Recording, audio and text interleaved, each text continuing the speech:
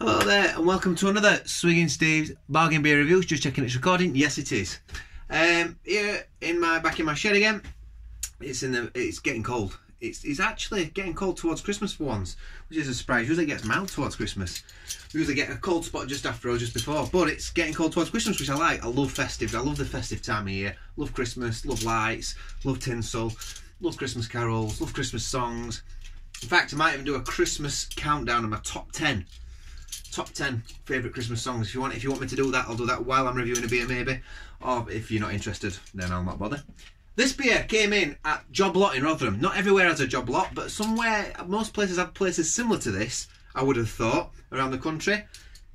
Job Lot's like a place where you get really cheap stuff, basically. They have loads of stuff that's out of date, on the verge of the sell-by date. This beer's not.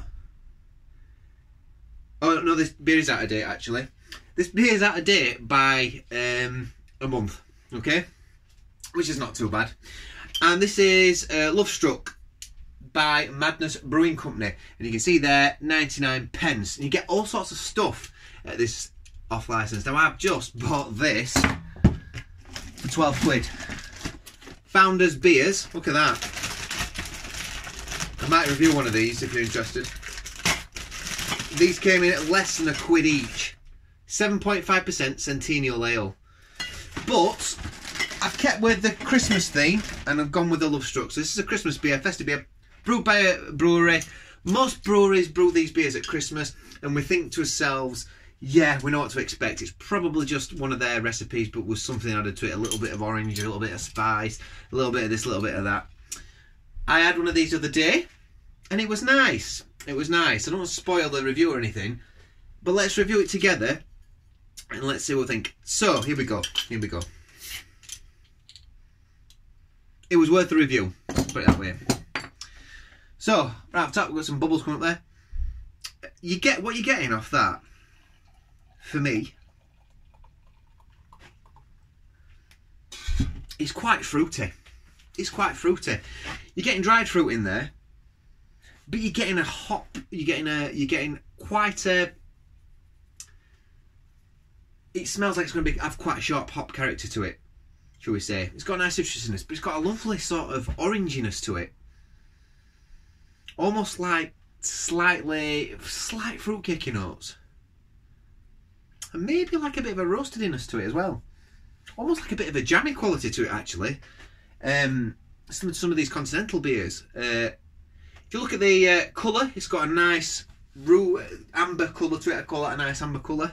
It's got lovely lacing on the head. It's got a nice head retention. You know, we've got about just half a finger's worth of head still. I've been swishing that as well. It smells very it's got a sweetness to this beer as well. Nice little sweetness. Malt forward. It's nothing special, but it's very inviting. It's nice. For 99p. Anyway, let's go in.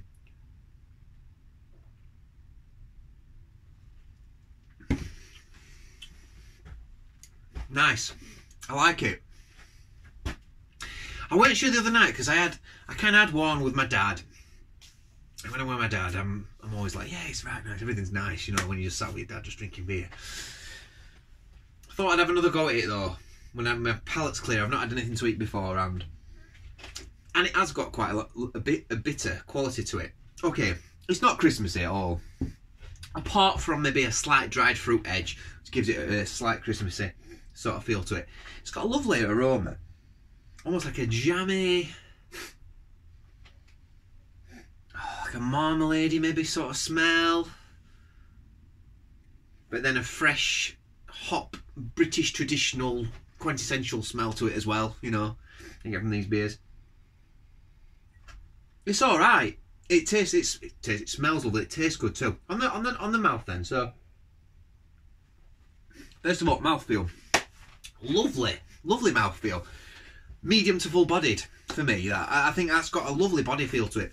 Maybe it's to do with the carbonation or something. It doesn't taste thin. I was expecting this to be a really thin beer. It doesn't. It's a well balanced beer. Very malty, but it's almost chewy malt character. Yeah, I suppose it has got a slight chewy malt character to it. It's really sweet, but it's got this lovely balance of bitterness and sweetness together that's really works, you know, quite harmoniously. It makes it quite drinkable. but it's like a deceptively hoppy end to it, which once upon a time I would have said that's really hoppy, you know, before a long time ago when I first getting into realize I'd have gone, God, that's really hoppy beer, that. Whereas now I wouldn't. But actually, yeah, it is quite hoppy, if you know what I mean.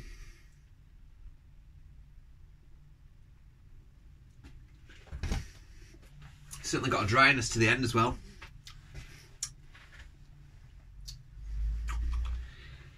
Yeah, slight dried fruitiness to it. So that does make it a little bit festive, I suppose. I won't go as far as saying fruitcake. I won't say maybe an edge of that sort of thing. It's got a little bitterness, but it has got a citrus hoppiness that runs through it. And that dryness makes you want to come back for more. Like a lemoniness maybe that passes through it. A little bit of lime possibly. Let's see what it says on the bottle, shall we? Ladies and gentlemen, for your drinking pleasure, Madness bring you a selection of the finest beers over to ever pass your lips. Not sure about that, but it's a decent beer. An idea born in Dublin Castle, the very pub where we played our very first gigs. Madness Beers goes one step beyond. Where we played our very first, where we first played our songs. Lovestruck is a superb hoppy amber ale. Has been brewed by our friends at Great Yorkshire Brewery, so it's brewed in Yorkshire. Interesting. Filled with a floral and berry hop character that tickles your nose, followed by a coffee and hazelnut aromas. Yeah, I won't go coffee. A little bit of hazelnut maybe. Definitely won't say coffee. It's a beer to savour and enjoy with good friends and good conversation. And whilst Lovestruck might not have you spilling out your deepest feelings to your loved one, it will make you fall in love with beer all over again. Cheers. It's a nice beer. It is a lovely beer, actually. Lovely is the word I'd call it. Do I think it's an excellent beer? That's what I've got to ask myself. It's an excellent beer. It goes beyond. It's 8 and beyond. Excellent is 8 and beyond. 8 to 9.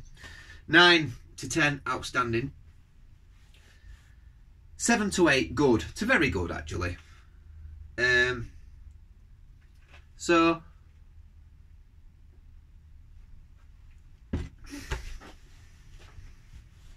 no, what's stopping it being an excellent beer?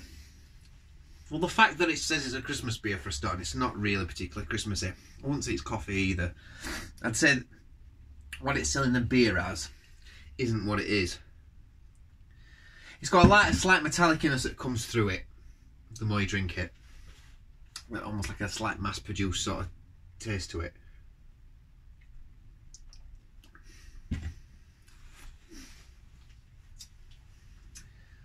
Yeah, the more you get down it, the more sort of, I don't know, that first initial taste that you get straight away, it kind of dissipates a little bit. Does the beer become a bit thinner as well, maybe, the more I'm drinking it, possibly. But it's got a lovely head still. Listen, it's for a quid. Pick these up, they're lovely. Real ale drinkers will love this. And craft ale drinkers probably, to fill your fridge. That bitteriness gets more and more intense. But there's a lovely sweetness that keeps it going. It's a nice beer. 7.8. 7.8. It's cold today. 7.8 out of 10. I think that's a really good score. It's funny. There's a little bit of a roasted coffiness coming through now. It's very subtle though. It's very subtle. 7.8. Yeah. Would I buy that again? Definitely that price. I would probably buy it again if it were $1.50 a bottle, you know. So, Madness Lovestruck. 7.8 out of 10. I think that's a good beer. Most of my reviews come out around about this sort of stuff, but I think a lot of these beers that come in at this price certainly do have a certain style or flavour to them. And I don't want to knock them because they're similar, because they're still a nice beer, if you know what I mean. So yeah, great beer. So my second Christmas one this year. It's another good one. It's not Christmassy though. Do you know what I mean? It's not Christmassy. listen, breweries out there, let's brew some Christmassy beers. Some beers that are festive. There's some beers that have got some spices in. Beers that have got some chocolates and oranges and other stuff in there. You know, don't really get much of it now. We used to get beers all the time. I remember Bar Humbug. I remember really enjoying that, and I've not had it for a while. And part of me thinks I don't know if I'm going to like it anymore. I used to love it, but I don't know. I used to love Christmas drinking that. Anyway, I digress. Listen, guys, enjoy your Christmas shopping, and I'll see you on the next beer review. Ta-ra.